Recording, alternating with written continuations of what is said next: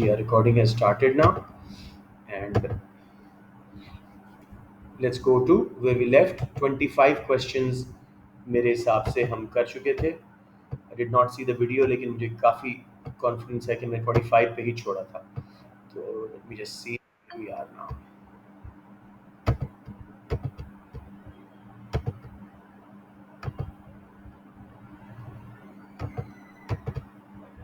ये क्यों नहीं हो रहा? अच्छा, हाँ, तो मैं इधर आगे चला गया हूँ.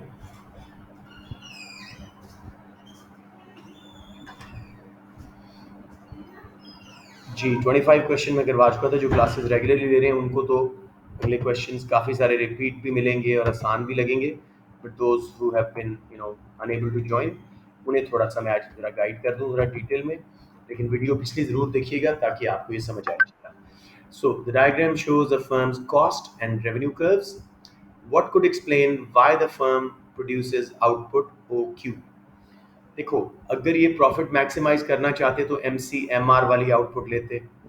अगर रेवेन्यू मैक्सिमाइज करना चाहते तो MR0 वाली आउटपुट लेते. अगर सेल्स मैक्सिमाइज करना चाहते तो ACAR वाली. और अगर कॉस्ट मिनिमाइजेशन का ऑब्जेक्टिव होता तो MCAC को जहां लोएस्ट पॉइंट पे कट कर रहा है वो करते. इन्होंने ऐसा कुछ नहीं किया. कैन एनीबडी टेल मी, जो क्लासेस लेते रहे हो या एनीवन, कि क्या हो रहा है? Uh, it is operating in a contestable market, जिसमें थोड़े से बैरियर्स हैं. तो वो अट्रैक्ट नहीं करना चाह रहे नई फर्म्स को, उतना एक प्रॉफिट बना रहे हैं जिससे सेफली वो बगैर अपना बैरियर्स ब्रेक किए नई फर्म्स को अट्रैक्ट किए बगैर थोड़ा बहुत प्रॉफिट कमा लें. Everybody clear on basic concept? ये सिर्फ कंटेस्टेबल मार्केट में होता है जहां barriers to entry government remove कर देती है. इस मार्केट में परफेक्टली कंटेस्टेबल नहीं है, इसलिए ACAR पे नॉर्मल प्रॉफिट नहीं कमा रहे, थोड़ा सा एबनॉर्मल प्रॉफिट कमा रहे हैं. Does somebody need me to help you draw करके इस पे कि कितना प्रॉफिट कमा रहे हैं? ये सबको क्लियर है? Okay, I guess since everybody is quiet, should be clear. Number 27. A firm wishes to acquire some of the consumer surplus to or surplus that customers currently enjoy. Firm क्या करना चाह रही है? कंज्यूमर सरप्लस को producer surplus में convert करना चाह रही है. इसका वाहिद हल क्या है? वाहिद तरीका क्या है? एनीबडी? Price discrimination. जब वो डिफरेंट मार्केट्स में इलास्टिसिटी के मुताबिक, जहाँ इन इलास्टिक के ज़्यादा प्राइस चार्ज कर ली, जहाँ इलास्टिक है वहाँ कम, तो कंज्यूमर सरप्लस को कन्वर्ट कर लेते हैं प्रोड्यूसर सरप्लस में by charging a higher price. बाकी सब ऑप्शंस कभी ना लेना, सिर्फ प्राइस डिस्क्रिमिनेशन. समझ आ गया सबको या थोड़ा सा और? ओके, अब ये नेक्स्ट क्वेश्चन देखिएगा. इस तरह के भी हम कुछ क्वेश्चन करके आए हैं. A perfectly competitive firm finds that at its current level of output, marginal revenue is 2 and marginal cost is 2.5, यानी उससे ऊपर है. तो MC MR को कट करके आगे जा चुका है, हम ज़्यादा आउटपुट बना रहे हैं from profit maximizing output. So if a firm is the profit maximizer, what will happen to its price and output? कोई बताना चाहेगा? सी, प्राइस अनचेंज रहेगी क्योंकि परफेक्टली कंपेटिटिव मार्केट में फर्म्स प्राइस टेकर्स हैं. अलबत्ता आउटपुट क्या हो जाएगी? डिक्रीज हो जाएगी. इसको मैं थोड़ा सा आप लोगों को ड्रॉ करके, कुछ बच्चे जो नया ज्वाइन किया जिन्होंने, उनको इसका क्लू जरा मुश्किल लग रहा होगा, तो मैं यहाँ ज्वाइन करवा लूँ उनको सॉरी ड्रॉ करके दिखा दूँ. सर आदम, आपसे क्वेश्चन है. आपने सारे वही क्वेश्चन भेजे हैं जो हम सॉल्व कर चुके थे टॉपिकल में, तो वो थोड़ा सा मुझे कंफ्यूजन हुई है कि आप क्लास में तो कह रहे थे कि सब समझ आ रहा है, तो नहीं आया था.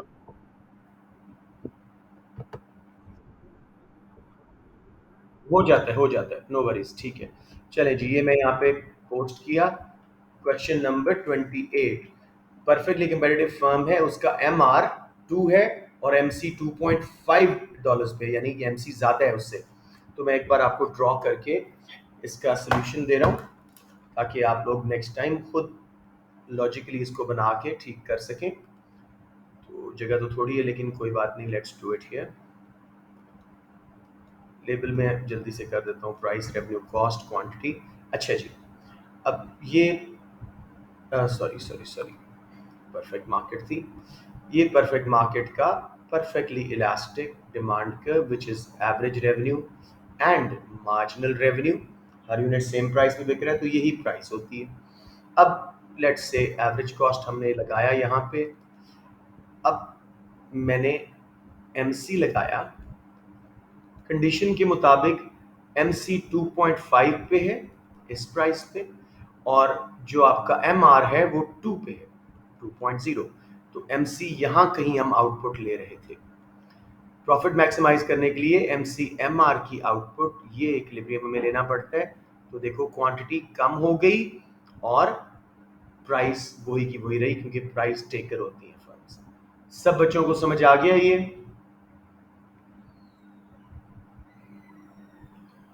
Okay, let's move on. Next question, ये हम तीसरा क्वेश्चन ऐसा कर रहे हैं, तो I would expect someone to know, लेकिन मैं बच्चे का नाम लेता हूँ। Let's say Haroon Ahmed. I know you haven't taken other classes, लेकिन कोशिश करें। Diagram shows the outcome when a perfectly competitive market is taken over by a monopoly. अब perfect market, market not firm, demand and supply के through resource allocate करते हैं, जबकि monopoly एमसीएमआर पे produce करता है। तो देखो जब मोनोपली बन जाएगी तो एक्स एरिया क्या शो कर रहा है?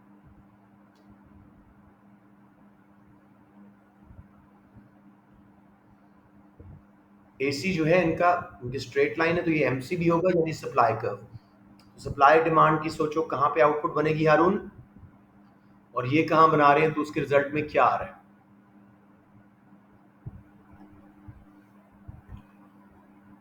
Haroon, are you there? जी शाबाश, waiting for your answer, take your time.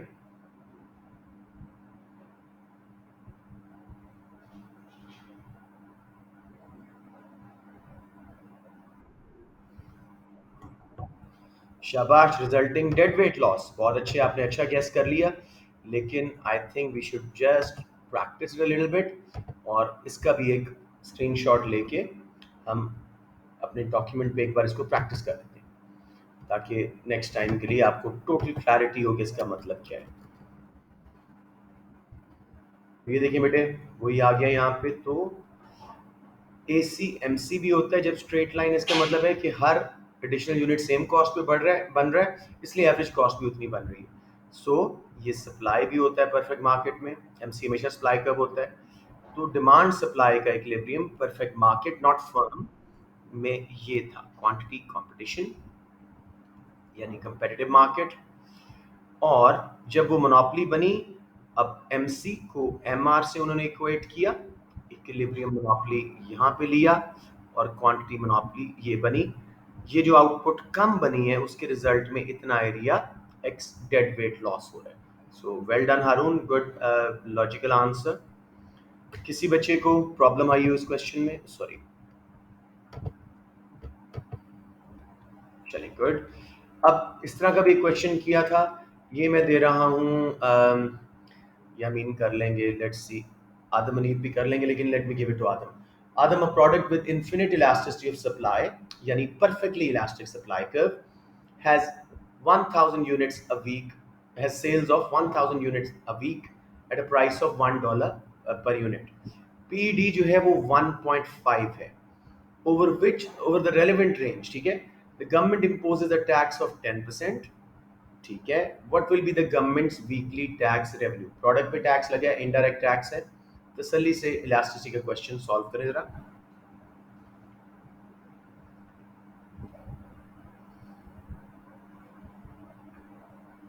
सोचिए 10% जब प्राइस बढ़ेगी, डिमांड कितनी गिरेगी पीडी के हिसाब से?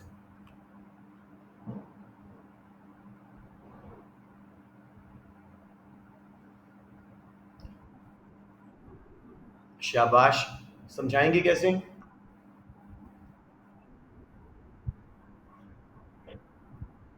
पीडी, हाँ, यस,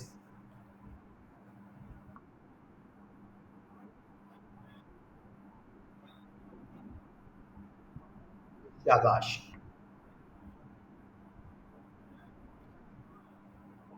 बहुत अच्छे, बहुत सही किया इन्होंने। 1000 सेल्स हो रही थी, 10% टैक्स लगा, प्राइस 10% बढ़ी, पीडी 1.5 थी. 1.5 means 1% change in price will cause 1.5% change in quantity demanded. तो 10% प्राइस बढ़ी है तो 10 into 1.5, 15% क्वांटिटी डिमांडेड कम होगी. 1000 का 15% इज 150, वो माइनस किया तो 850 यूनिट्स अब बिकेंगे. हर यूनिट पे गवर्नमेंट को $1 का टैक्स है, तो $85 गवर्नमेंट को मिलेगा. Sorry, one per unit price है, 10% टैक्स है, तो 850 जब सेल्स रेवेन्यू होगा तो उसका 85 गवर्नमेंट को 10% मिलेगा. सब बच्चों को समझ आ गया? Cool. Let's move on. What is the likely outcome for producers and consumers when a market moves from being non-contestable? पहले बैरियर्स थे to being a contestable market, अब बैरियर्स हट गए. फातिमा आसिम ट्राई करें प्रोड्यूसर्स और कंज्यूमर्स पे कौन सी लाइन, कौन सी रो सही तरह इफेक्ट बता रही है. जब बैरियर्स हट जाएंगे, मार्केट कंटेस्टेबल बन जाएगी, फर्म्स बहुत ज़्यादा नॉर्मल प्रॉफिट नहीं कमाएंगी, तो क्या इफेक्ट आएगा.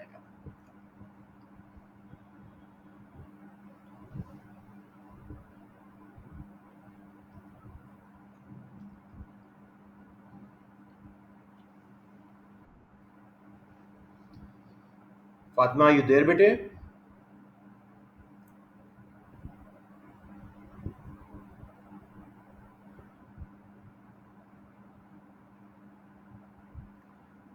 May be she is not there. चले, इसको मुनीब आप कर दो.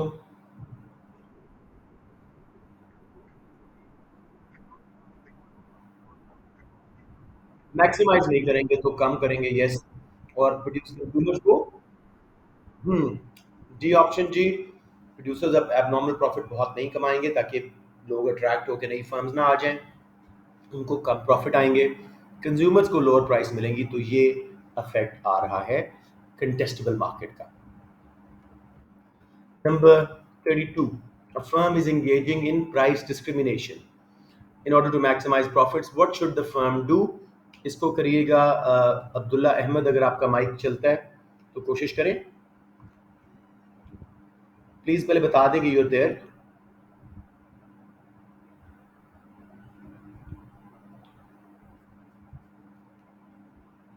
बच्चों, I think most of you shy away when a question is asked. गलत हो जाएगा मैक्सिमम, एग्जाम में तो गलत नहीं होगा ना. So Abdullah, if you're there, please turn on your mic.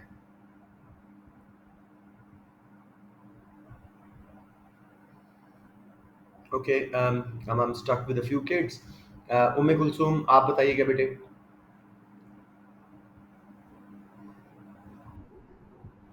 I think she joined. अच्छा, कौन कौन है मेरे पास, मैं देख तो लूँ पहले.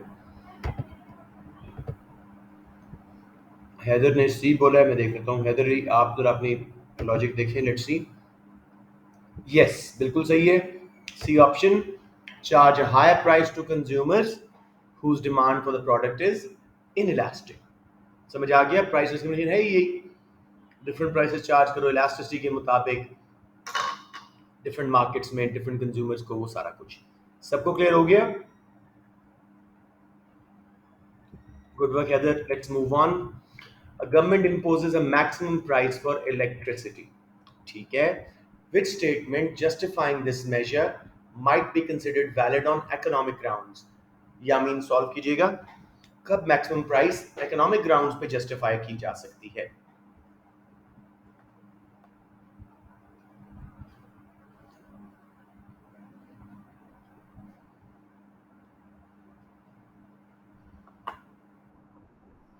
It will prevent the monopolistic exploitation of consumers. बाकी सब गलत हैं.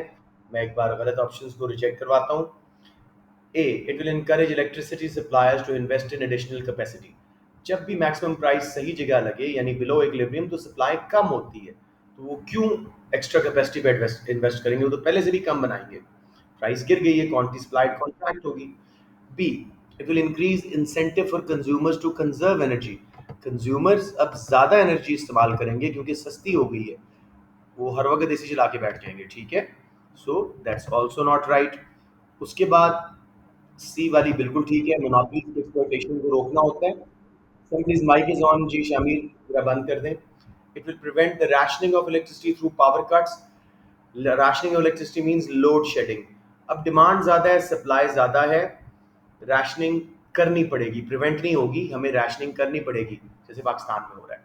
तो everyone clear, I hope. C is the correct option to prevent the monopolistic exploitation of consumers.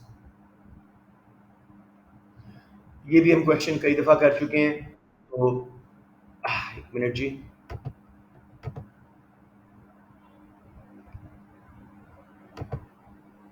Rayan आ गए हैं जी. लेट्स स्टार्ट नाउ जी. To prevent the surplus of milk, each milk producer is given a production quota which specifies the volume of milk he is allowed to supply. ये oligopoly markets में quota दिए जाते हैं firms को. Initially the quotas are not tradable. पहले firms आपस में एक दूसरे को बेच नहीं सकती, खरीद नहीं सकती quotas. But then trade in quotas is allowed.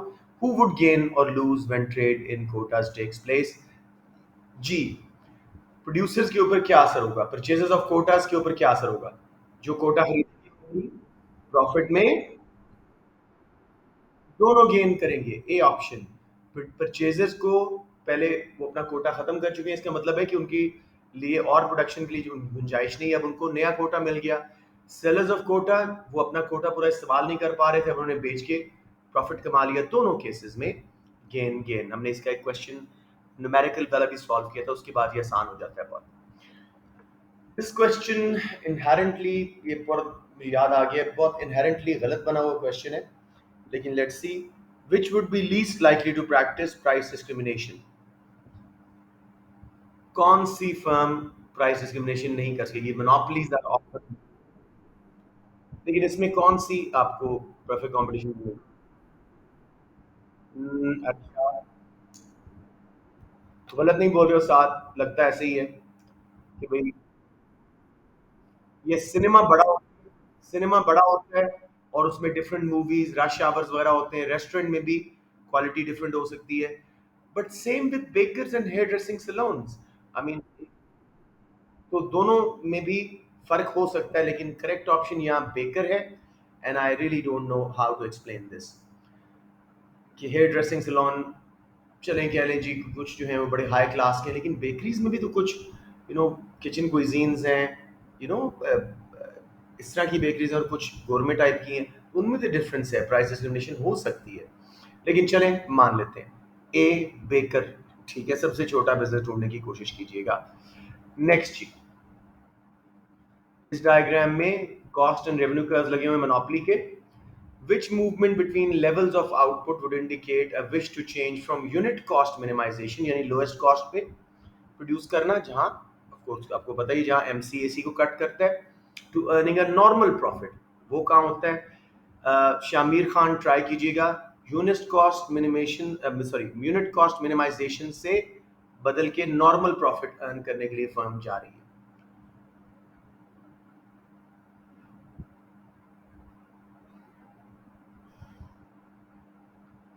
Shamir जरा माइक ऑन कीजिएगा. Let me know you there. जी बेटे करें, तसल्ली से वर्कआउट करें, तो मुझे बताइएगा.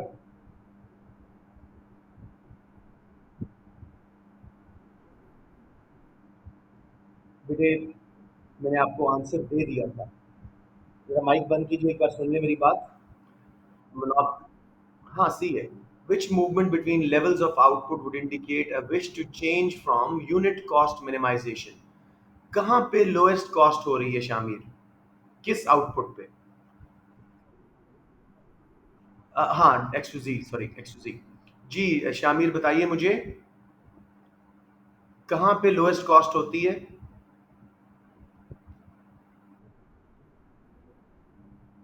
मेरा बेटा, प्रोडक्टिव एफिशिएंसी कहाँ आती है? जहाँ एमसी एसी को कट करता है, लोएस्ट पॉइंट वो है ना मेरा बेटा. और नॉर्मल प्रॉफिट है जहाँ एसी ने आर को कट कर रहा है. तो एक्स टू जी. माइक बंद कर दे बेटे. X to Z, D is the correct option. Unit cost minimization is जहां MCAC को लोएस्ट पॉइंट पे कट कर रहा है, X पॉइंट, और ACAR पे नॉर्मल प्रॉफिट है, Z पॉइंट. तो X to Z. मुझे परेशानी हो रही है बच्चों, आप लोगों की lack of attendance, lack of practice, it's gonna hurt you. जो P4 अच्छा हुआ है वो P3 में बर्बाद हो जाएगा. Please make sure you attend. P1 और P3 बड़े ट्रिकी होते हैं. एक बार देखो, अभी क्रेसेंट के बच्चे रेगुलर आते हैं, अब इनसे सवाल पूछने का दिल नहीं करता, बिकॉज आई नो दिल बी राइट। अब यामीन ने गलत ऑप्शन बोली, मैंने कहा ठीक है, because I had so much trust in you. Yameen, profit maximization आपने चूज कर लिया था, नॉर्मल प्रॉफिट।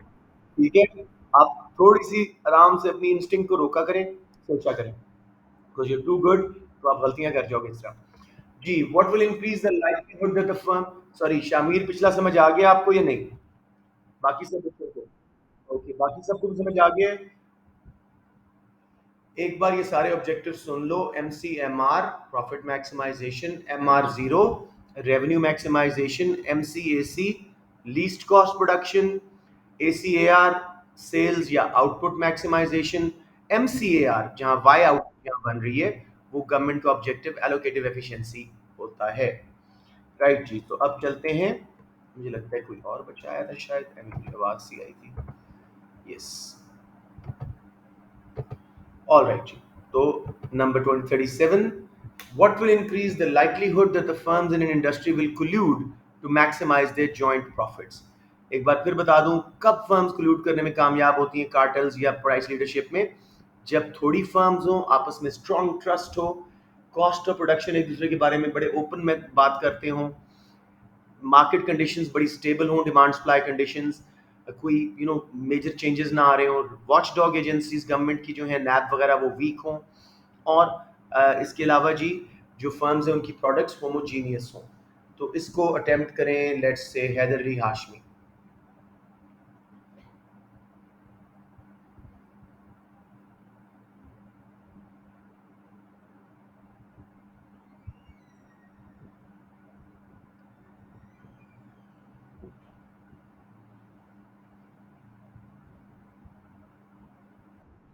और एक मैं भूल गया था, हाई बैरियर्स टू एंट्री हो for firms to be able to get into price collusion and stuff. तो इसके अंदर हैदर कौन सी ऑप्शन ले रहे हैं?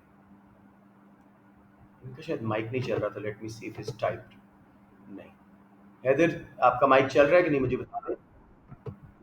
देख ले, टेक योर टाइम।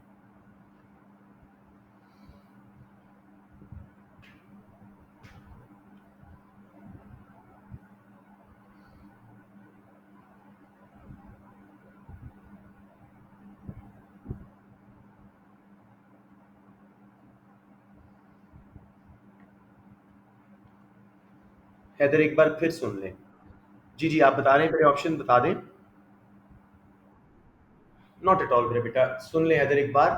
ये आप थोड़ा सा नोट से रिवाइज कर लीजिएगा कि व्हाट मेक्स कोल्यूजन ईजियर।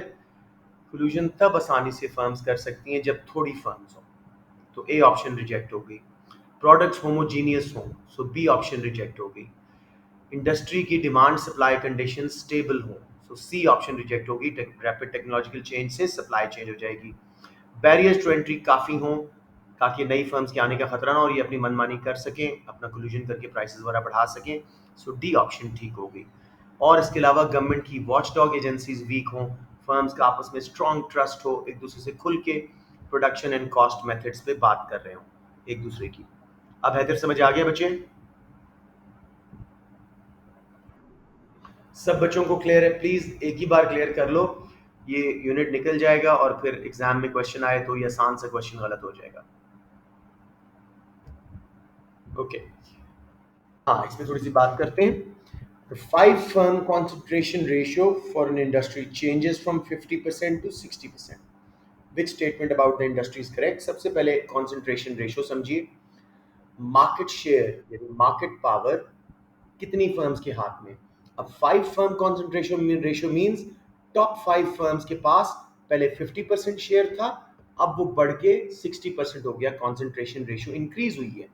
तो ये किस किस्म की मार्केट स्ट्रक्चर हो गया? इसमें 5 फर्म्स डोमिनेट कर रही हैं, 60% मार्केट शेयर है। Oligopoly, so B option, industry has become more oligopolistic.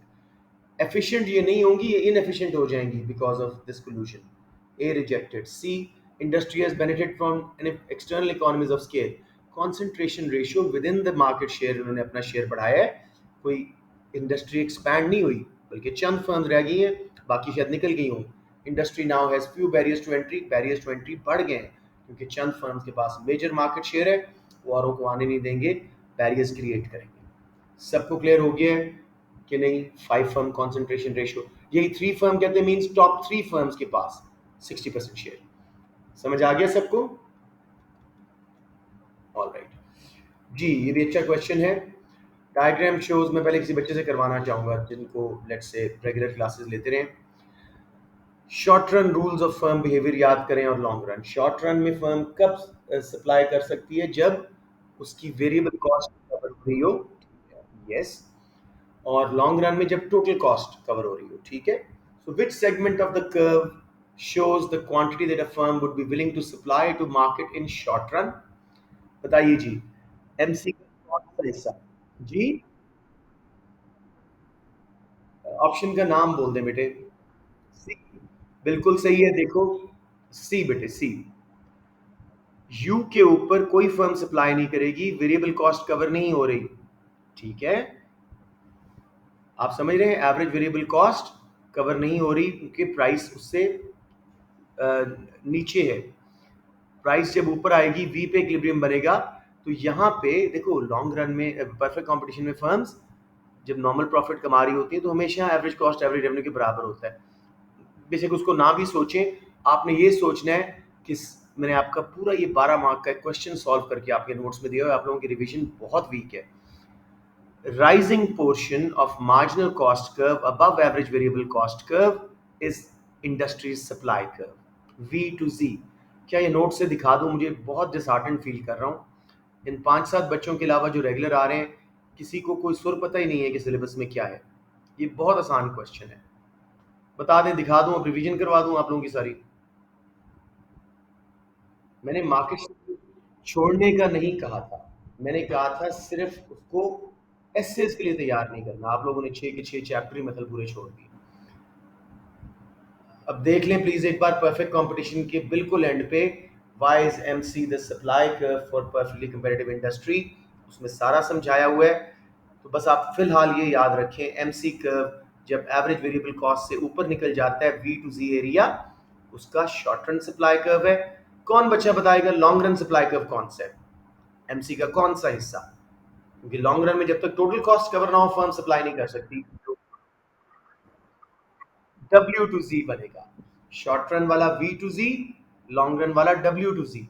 किसी बच्चे को कंफ्यूजन? और पूछते भी नहीं है आप लोग, तो इससे मजीद अफसोस होता है क्योंकि मुझे पता है अभी भी कई बच्चे हैं इस क्लास में जिनको ये समझ नहीं आया। So who are you being friends with, yourself? No.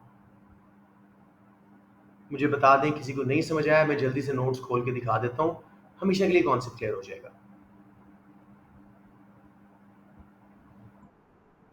Yes please don't not be shy. ये कौन थे? अली मोहम्मद अली थे?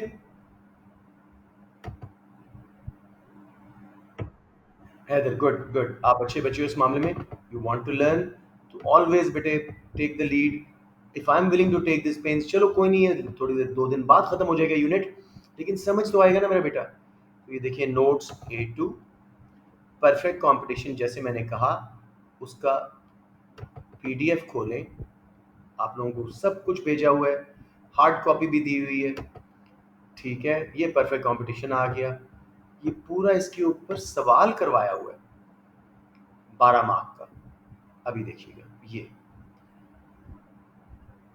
Is marginal cost curve the supply curve for industry. अब नोट करो, जब प्राइस P0 थी कोई फर्म सप्लाई नहीं कर रही थी। P1 पे आया, वेरिएबल कॉस्ट कवर होना शुरू हुई, हमने एक्स्ट्रापोलेट किया, Q0 पे सप्लाई स्टार्ट हो गई। दोनों डायग्राम्स का लिंक देखो।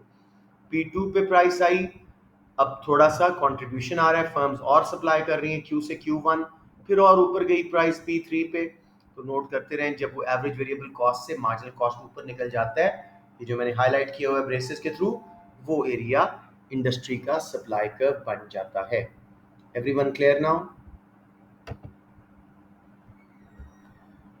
ओके जी, नेक्स्ट जी, a perfectly competitive firm is currently producing at a level of output where its marginal cost is above both its average total cost and the market price. खुद mind में graph बनाएं, एक perfect competition का, normal profit का बेशक बना लें। Average cost से और मार्केट प्राइस से एमसी ऊपर है। What will be the effect on price and output if the firm were to maximize profit? इसको सॉल्व करने की कोशिश करें रायान। एमसी आपका ऊपर निकल चुका है, आउटपुट पे क्या असर पड़ेगा, एमसीएमआर पे आना पड़ेगा ना आपको, और प्राइस पे क्या असर पड़ेगा, सोच समझ के।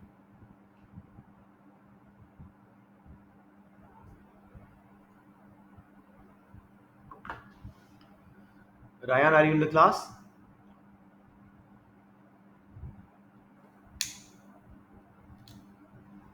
आई डोंट थिंक ही इज। चलें, कोई बच्चा कर दो भाई, ताकि जरा टाइम बचाएं, बहुत कम क्वेश्चन हो रहे हैं आज। B, effect on output decrease होगी और प्राइस अनचेंज रहेगी। मैं एक बार फिर ये ड्रॉ करके दिखा रहा हूँ। उसने क्या हमें कंडीशन दी है जी, marginal cost is above both average total cost and market price. तो हम चाहे जो ग्राफ बनाएं, चाहे प्रॉफिट का बनाएं, लॉस का बनाएं, आपका आंसर समझ आ जाएगा आपको आराम से। इस पे प्रैक्टिस आप लोगों ने नहीं की हुई कुछ ने, इसलिए ये आसान तरीन क्वेश्चन आपको बहुत मुश्किल लग रहे हैं। प्राइस, रेवेन्यू, कॉस्ट, राइट जी। डिमांड कर्व परफेक्टली इलास्टिक लगाएं, यही एवरेज रेवेन्यू और मार्जिनल रेवेन्यू है, यही प्राइस है। अब मैं एवरेज कॉस्ट को इसके साथ टेंजेंट कर रहा हूँ, नॉर्मल प्रॉफिट दिखा रहा हूँ, चाहे आप एबनॉर्मल दिखाओ चाहे लॉस, सब में सेम आंसर आएगा। एमसी लगाया आपने।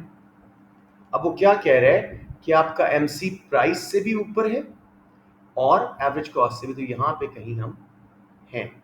ये आउटपुट हम करंटली बना रहे हैं। प्रॉफिट मैक्सिमाइजिंग आउटपुट एमसीएमआर होती है, तो ये क्वांटिटी परफेक्ट कंपटीशन में बनती, आउटपुट कम लेकिन प्राइस चेंज नहीं होती, क्योंकि प्राइस टेकर होते हैं ये। सब बच्चों को समझ आ गया? Okay, I hope so. Let's move on. This is a good question, and I like guys to put in some effort. Diagram shows long run cost and revenue curves of a monopolist. जो भी इन्होंने shape बनाई, don't worry about that. Which level of output satisfies the condition for an efficient allocation of resources? Allocative efficiency कम होती है जहाँ पे गलत कर रहे हैं मीटिंग। जहाँ जी, जब एमसीएआर को कट करता है, मार्जिनल कॉस्ट प्राइस के बराबर होती है, ऑप्शन डी। अब बेसिक कॉन्सेप्ट ठीक था, तो ग्राफ की शक्ल जिस तरह मर्जी हो, आपने आउटपुट लेनी है एमसीएआर के बराबर। तो लॉन्ग रन मार्जिनल कॉस्ट कहाँ कट कर रहा है, एवरेज रेवेन्यू कर्व को, डिमांड कर्व को, जी पॉइंट पे। सबको समझ आ गया? ये condition of efficient allocation of resources यानी एलोकेटिव एफिशिएंसी हो रही है। सबको क्लियर है ये नहीं? डी, ओजी, एमसीएआर को कट कर रहा है ना, एमसी प्राइस के बराबर हो रहा है।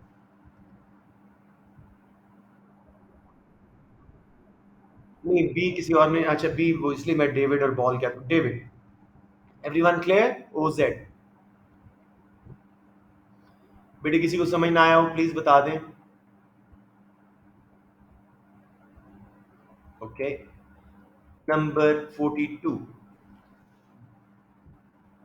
what would be the effect of imposing a specific tax, indirect tax है, on each item produced, जब भी वो किसी प्रोडक्शन पे लगाते हैं indirect होते हैं, by a profit maximizing monopolist, क्या इफेक्ट आएगा मोनोपोली के कर्व्स के ऊपर? टैक्स लगने से क्या होगा? अभी मैं एमसी को समझा के आया आपको। एमसी कौन सा कर्व होता है? Yes, marginal cost is the supply curve, और इनडायरेक्ट टैक्स लगने से सप्लाई कर्व लेफ्ट पे शिफ्ट होता है। So option B, marginal cost rise as the amount of tax, by the amount of tax. ठीक है ना? किसी बच्चे को कोई confusion?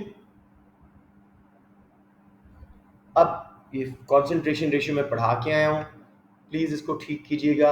I am giving it to Shamir Khan. What is meant by a 4 firm concentration ratio of 25%? Shamir, take your time.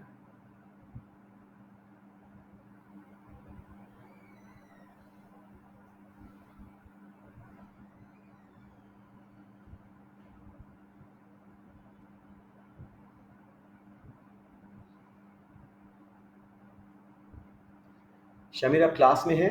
Wait करूं या आगे चलूं? जी चलें। एक बार प्लीज मुझसे जरा डेफिनेशन अभी मैंने बोली थी सुन लें, एक बार माइक बंद करें। Four firm concentration ratio means जो चार टॉप फर्म्स हैं जिनके हाईएस्ट मार्केट शेयर्स हैं उनके शेयर को जमा कर दो मार्केट शेयर को, वो 25% बन जाएगा। तो अब आपको आंसर साफ साफ आ जाना चाहिए। बाय डेफिनेशन होते हैं 95%, जस्ट रिवीजन नहीं है। शामिर अब कौन सा आंसर है बेटे? मैंने आपको आंसर बता दिया। A, largest four firms market share totals 25%। B क्यों गलत है? उसने कहा था larger four firms each have a market share 25%। ये तो मोनोपोलीज बन जाएंगी, ये गलत हो गया। D, the largest firm has a 25% market share, नहीं, चारों का मिला के। ये बात भी गलत है, there are only four firms in the industry. चार के पास 25% मार्केट शेयर, तो बाकी 75% में और फर्म्स होगी। सबको समझ आ गया बेटे? बेसिक डेफिनेशंस प्लीज एक बार कोर्स को थरो रिवीजन दे दो, एक क्विक रिवीजन, वरना ये छोटी छोटी चीजें आपको बहुत बुरा स्कोर करवा देंगी। जी। हाँ,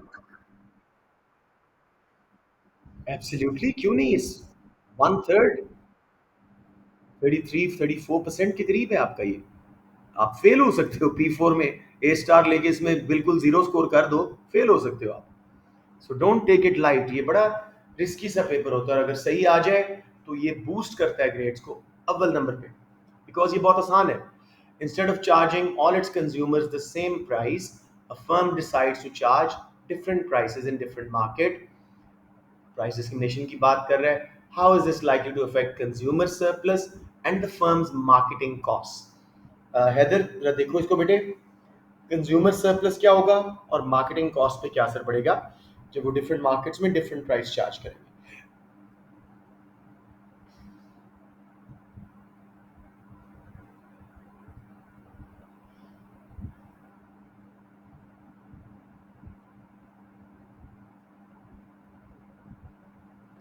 हैदर आप क्लास में हो? नॉट एट ऑल मेरा बेटा, कंज्यूमर सरप्लस को अभी समझ के आए हैं कि मोनोपोली फर्म प्राइस डिस्क्रिमिनेट करके कंज्यूमर सरप्लस को प्रोड्यूसर सरप्लस में कन्वर्ट करती है। तो कंज्यूमर सरप्लस प्राइस बढ़ने से हमेशा कम होता है ना। अब दूसरा हिस्सा देखो, मार्केटिंग कॉस्ट पे क्या असर पड़ेगा? पहले एक ही प्राइस हर मार्केट में थी, अब different prices. Marketing cost will, so B option. जी, consumer surplus decrease, marketing cost increase. Haider क्या हो रहा है बेटे? आसान से क्वेश्चन आपको दे रहा हूं, आप गलत किए जा रहे हैं। जी, नंबर 45, हारून अहमद आप क्लास में हैं बेटे?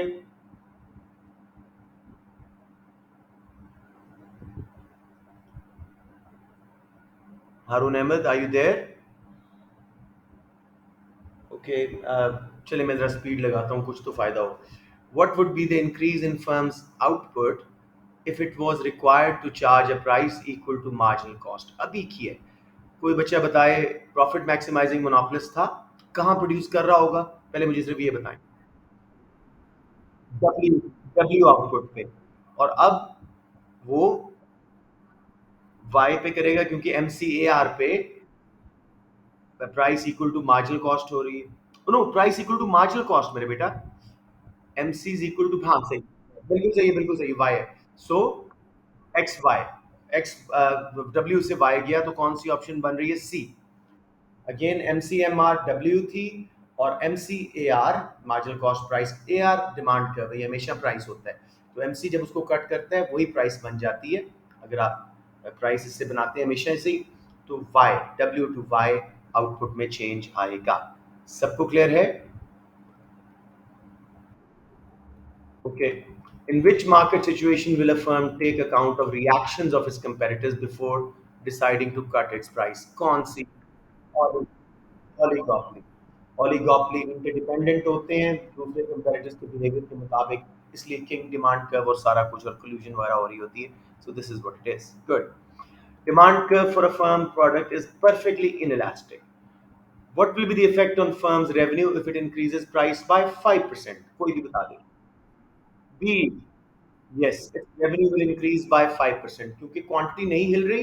मैंने कल भी ड्रॉ करके ग्राफ दिखाया था, जितने परसेंट प्राइस बढ़ाओगे उतने परसेंट से रेवेन्यू बढ़ जाएगा, जितनी कम करोगे उतने परसेंट से रेवेन्यू गिर जाएगा। तो परफेक्टली इनइलास्टिक डिमांड कर्व। अब ये भी शायद रिपीट तो नहीं है, लेकिन शायद हमने एक सिमिलर क्वेश्चन इस तरह का किया है। देखें, diagram shows firm's cost and revenue curves. Firm changes is objective from revenue maximization यानी एमआर जब जीरो हो गया, उधर से हटके प्रॉफिट मैक्सिमाइजेशन पे आए यानी MCMR. Very good. Let's see. मैं इसको बना देता हूँ एक बार बाकी बच्चों के लिए. आप लोग तो माशाल्लाह जो रेगुलर आ रहे हैं, अब आप तो निखर गए हैं इस कॉन्सेप्ट्स में. I am very happy with you guys. लेकिन majority of my kids are taking it too light and are struggling. ये देखो, पहले था एम आर जीरो. इस आउटपुट पे जाओ, डिमांड कर्व तक ये प्राइस चल रही थी. फिर अब एम सी एम आर की आउटपुट लेंगे. लेट्स से एक्स कर लेते हैं, इसको वाई कर लेते हैं. अब जब डिमांड कर्व तक जाएंगे, प्राइस बढ़ जाएगी. आउटपुट कम होने से कौन नाराज होता है? मैनेजर्स. और प्राइस ज्यादा होने से कौन नाराज होता है? कस्टमर्स. तो सही पेयरिंग सिर्फ डी में थी. शेयर होल्डर्स को प्रॉफिट ज्यादा मिल रहा है, उनका प्रॉफिट मैक्सिमाइजेशन एम, डिविडेंड ज्यादा मिल रहा है. और जो लूजर्स हैं वो कस्टमर्स हैं. इसके अंदर हमेशा कस्टमर्स लूज करेंगे जब भी प्रॉफिट मैक्सिमाइज करोगे compare to revenue maximisation.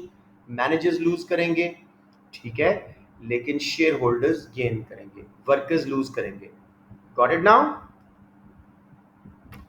So option D में दोनों करेक्ट पेयरिंग थी. Number 49, which change would make it easier for a cartel to operate effectively? अब वही कंडीशंस जो हमने साथ बोली हुई, कार्टेल कब इफेक्टिवली काम कर सकता है, तो इसमें कहाँ पे कार्टेल बनाने में या B, market conditions are stable, demand supply conditions are stable. बाकियों को मैं एक बार फिर रिजेक्ट करवा रहा हूँ, माइक बंद कर दें. Increase in competition from closely related industries. इर्द गिर्द की करीबी इंडस्ट्रीज में कंपटीशन आपको बढ़ रहा है, तो आपके बैरियर्स कम हो रहे हैं. आपको परेशानी हो रही है कि मैं क्या प्राइस से ज़्यादा ना करूं भाई, कार्टेल वाला ना बनाऊं. Increase in number of firms in the industry. उनको इत्माद में लेना, कार्टेल या प्राइस लीडरशिप वाले ग्रुप्स बनाना मुश्किल हो रहा है, चंद फर्म्स होनी चाहिए. Increase in range of products. Homogeneous products होने चाहिए for cartel to be successful. Now this is a very good question. मुझे एकदम से याद आया ये 13 का. डेफिनेटली मैंने करवाया हुआ है टॉपिकल्स वगैरह में, तो ये मैं थोड़ा सा आप लोगों को दिखा रहा हूँ. जी बेटे, ये आइसोकॉन्ट कर्व लगा हुआ है, शायद ये आपके कोर्स से अब निकल गया है. आई एम नॉट 100%, लेकिन लॉन्ग रन कॉस्ट का लिखा हुआ नहीं था. लॉन्ग रन इक्विलिब्रियम का लिखा नहीं हुआ था, तो मोस्ट प्रॉब्ली नहीं है. लेकिन स्टिल कैपिटल और लेबर के सारे कॉम्बिनेशन ये दिखा रहा है जिसमें 100 यूनिट्स बनाए जा सकते हैं, ठीक है. So curve diagram shows the minimum combinations of capital and labour that are needed to produce 100 units of output. Firm management hires the combination of capital and labor indicated by point G. वो minimum combination से ऊपर ज्यादा labour और capital higher करने पे हैं इस वक्त 100 यूनिट्स बनाने के लिए. सो ये इस फर्म को क्या हो रहा है, इसकी कौन सी efficiency. शाबाश. Now good kids do that. वो क्वेश्चन को साथ अपनी नॉलेज को अप्लाई कर लेते हैं. D, x inefficiency. ना ये मार्केट फेलियर है, कोई public good, demerit goods merit goods नहीं बचे, हमें चूज कर लेते हैं. ना ये मैनेजरियल डिसइकोनॉमी है, वो एवरेज कॉस्ट का कॉन्सेप्ट है. उसका आइसोकॉन्ट से क्या ताल्लुक है? लैक ऑफ स्पेशलाइजेशन नहीं. लैक ऑफ स्पेशलाइजेशन से हम जो है to an extent yes but नहीं, कैपिटल लेबर के कॉम्बिनेशंस की बात हो रही थी. सो जी इज एक्स इनएफिशिएंसी. जी मेरे बेटो, वही क्वेश्चन है रिपीट टाइप का. इसको मैं दे रहा हूँ Haidar, this time make me happy and solve it well. Diagram shows firm's cost and revenue curve. Firm changes is objective from profit maximisation to sales revenue maximisation. अब प्रॉफिट को छोड़ के रेवेन्यू मैक्सिमाइज कर रहे हैं, तो कौन से ग्रुप विनर्स हैं, कौन से लूजर्स हैं, तसल्ली से देखिएगा इधर.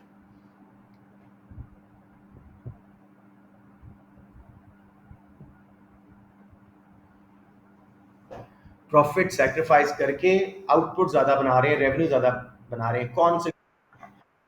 इसको सोचने देते हैं हैदर को, आदम. चलें, एनीवेज हैदर आप करें कोशिश. अभी मैं कंफर्म नहीं कर रहा कि इसका आंसर सही है कि नहीं. नाराज हो गए? चल, ए ऑप्शन. कस्टमर्स जो हैं वो नहीं नहीं नहीं, आपने गलत किया है मिस्टर. हाँ, कस्टमर्स जीतेंगे बिकॉज प्राइस. बिल्कुल, उसको छोड़ दिया, मैं आदम से बात कर रहा हूँ. आदम बिल्कुल ठीक बोला आपने. विनर्स कस्टमर्स हैं क्योंकि प्राइस कम होगी. लूजर्स शेयर होल्डर्स हैं क्योंकि प्रॉफिट अब डिविडेंड कम मिलेगा, रेवेन्यू तरफ जा रहे हैं प्राइस कम करके. Well done. जी, अब हम चल रहे हैं।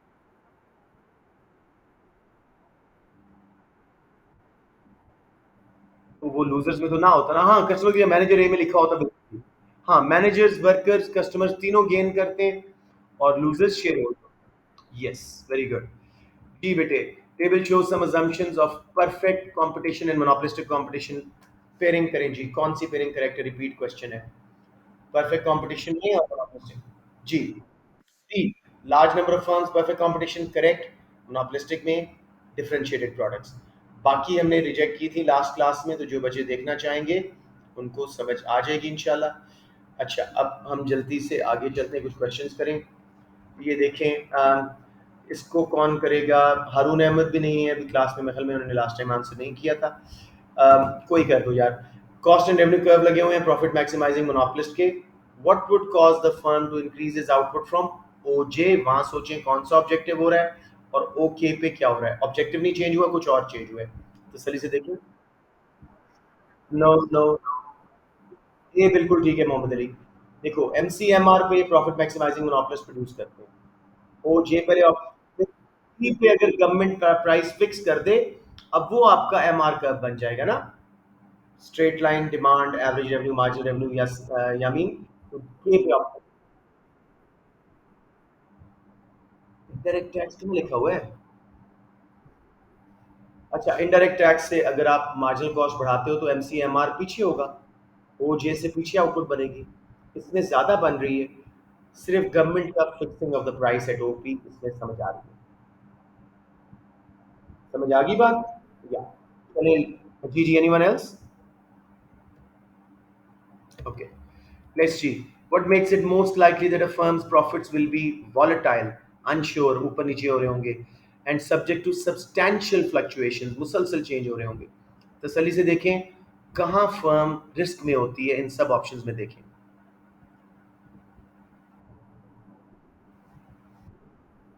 ए शाबाश!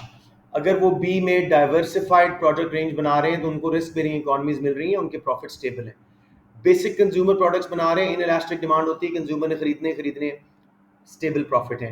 Sales its product in number of different markets, again उनको डाइवर्सिफिकेशन है, सेफ हो रहे हैं।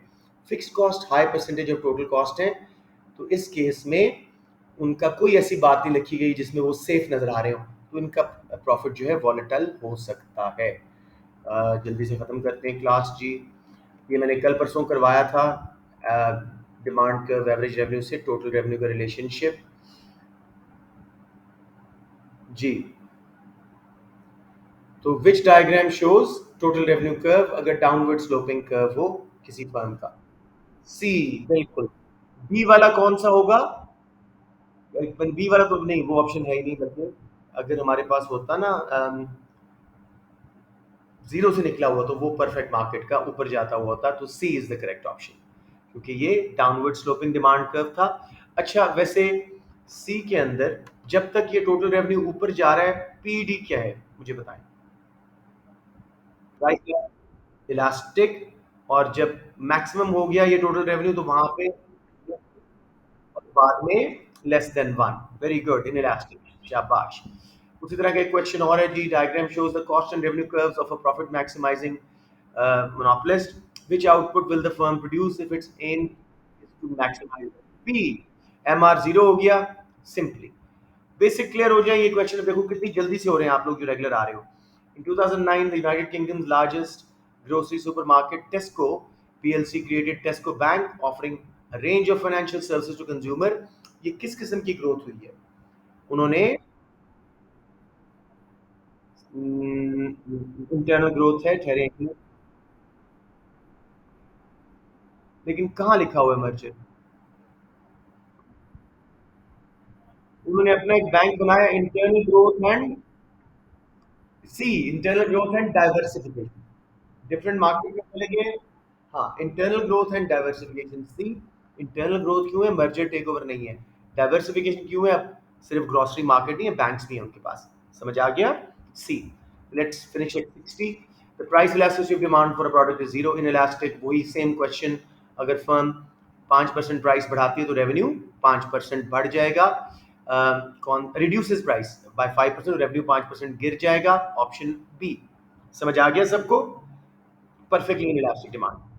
Number 59, let's finish it now. कोई सेम क्वेश्चन है, वो कह रहा है जी कि पहले कांस्टेंट एवरेज कॉस्ट नहीं, एवरेज कॉस्ट मार्जिनल कॉस्ट यही सप्लाई का बन जाता है। Under perfect competition industry produces at O V demand and supply के मुताबिक। फिर उसके बाद which area measures the increase in industry's profit if it were to become a monopoly. Profit हमने देखना है, एमसीएमआर की आउटपुट पे जाओ, अब देखो एवरेज कॉस्ट से एवरेज रेवेन्यू कितना ऊपर है, वो एरिया आपने ढूंढना होगा। X Y W T option B, शाबाश। किसी को problem? Very good. Last one, when is collusion likely to be successful in an oligopolistic market? वही क्वेश्चन बार बार। तो कौन सी ऑप्शन सही है? B, firms have accurate information about each other's output levels, बाकी सब केसेस में वो collusion ना कर सकते। तो मैं यहीं पे 60 पे एक राउंड नंबर है, मैं ख़त्म कर रहा हूँ। तो ये एमपी जब एपी से ऊपर से कट करता है तो एपी मैक्सिमाइज होता है, इसको कल देखेंगे। तो यहाँ पे हम ख़त्म करते हैं। इंशाल्लाह ताला कल कोशिश करेंगे कि कोई ज़्यादा क्वेश्चन कर लें। ठीक है जी, so that's about it. I'll save the recording and